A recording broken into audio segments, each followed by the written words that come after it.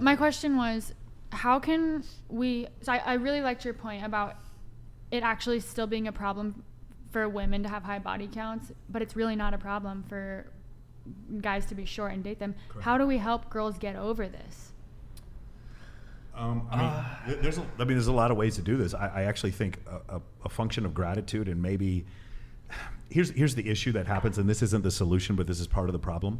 What happens is a girl will go through her life and she'll be pretty average on social media. There's no average for men. Men are really good on social media, or they look terrible. For women can be average and still slide into a celebrity's DMs and still have sex with the celebrity, right? There's numerous stories about Leonardo DiCaprio, about different guys just running through girls throughout Hollywood, okay? Chris Brown, Nick Cannon, etc., right? And their rosters never end, okay, when it comes to that. The problem is once she has sex with Blake Griffin the first time, or Nick Cannon, or whoever, every man from that point afterwards, she compares to, or rather, she measures her value based on the fact that she fucked an NBA power forward. Now, every guy after that has to compare to the NBA power forward, and when he doesn't, because of his finances or his height or whatever reason, she has an easier escape route. It's easier to pull the ripcord and to get out because she's already knows that she could have sex with the guy in her mind. Maybe she can change him. She can be the one to wife him up, or for her to be wifed up. And I see this several times where I have a lot of my female friends who are delusional, who live in Los Angeles, and they're saying, yeah, so-and-so, I used to date so-and-so. And I'm like, no, you didn't. I know him and his wife. I'm sure he fucked you. I have no doubt whatsoever. That dude never claimed you for one fucking second in his life. And I've seen this happen over and over again. And these girls legitimately defined their own attractiveness and their standard by some celebrity they had sex with. Or it could be, let's take it all the way back. You're in high school and it's the quarterback of the football team. Or it's the manager at the Denny's. Let's bring it way down. It's still like that. And so when that happens, you end up with women having, for lack of a better term, delusional beliefs about what their levels of attractiveness are. And so now everyone has to be at that range. And now they have what's called dopamine resets. Dr. Andrew Huberman talks about this. Their dopamine resets to the point where like they can only feel attraction for these men who are at these like unattainable Apex levels. Yeah. And then once they hit 30, once they hit, the end of once they get to an epiphany phase, then all of a sudden those things don't become quite as important. And that's another evolutionary adaptation. Because now they look back and now when they were 23 and didn't want to settle down and wanted to date the power forward, now they're 30, they look back and now there's a 23-year-old who is dating that power forward. And he's not calling her back anymore. Or if he does, it's just for sex. Mm-hmm. And so that's the problem. And so for women, a cognitive recognition that this is the cycle that you're going through and then deciding to not go through that cycle, that's the only thing that I can tell you. I mean, it's hard.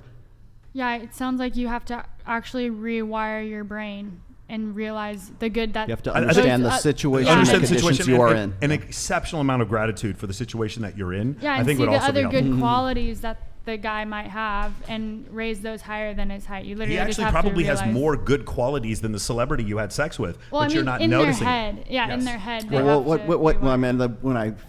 you were first telling us your situation, when I asked you, like, are your standards or are your the guys you dated in your past, are they different than the guy you idealize as being the guy who would be, the guy who's aligned with God and a good long-term relationship?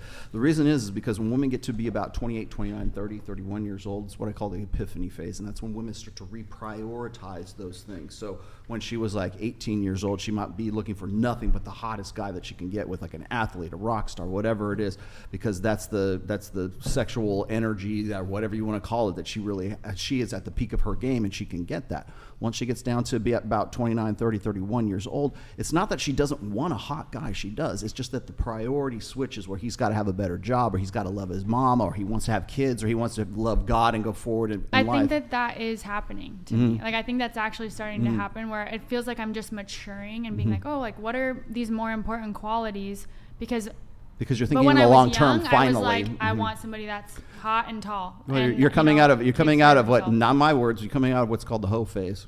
18 to 28 years old. That's when they're at the party. I was nice. I called it the party phase. Exploration phase. Yes, because you can afford to do that. Like when women say, men ain't shit. And when women say men are threatened by powerful, or men are threatened by powerful men, or they have fragile egos, or where are all the good guys? Those women tend to be 29, 30, 31 years old, or older than that, because that becomes a priority for them at that point. You don't hear that from younger women. It's funny because I have a lot of friends that are my age, and they're virgins, and they're single, and they're going to be amazing partners.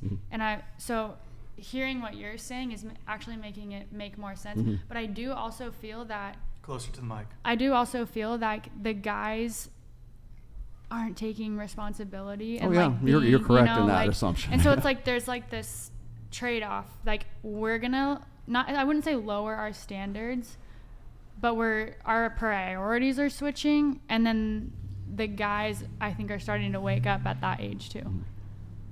For sure. I would also argue that when you get to be 29, 30, 31 years old, you also got to remember that coincides with when women say, my biological clock is ticking, which is actually untrue. It was really probably when you were 22, 23 years old. And then on top of that, what is the average age of first marriage in the United States? 29, 30 for men, and 28, 29 for women. So it all coincides right at that point, conveniently. Let's get a couple super chats in.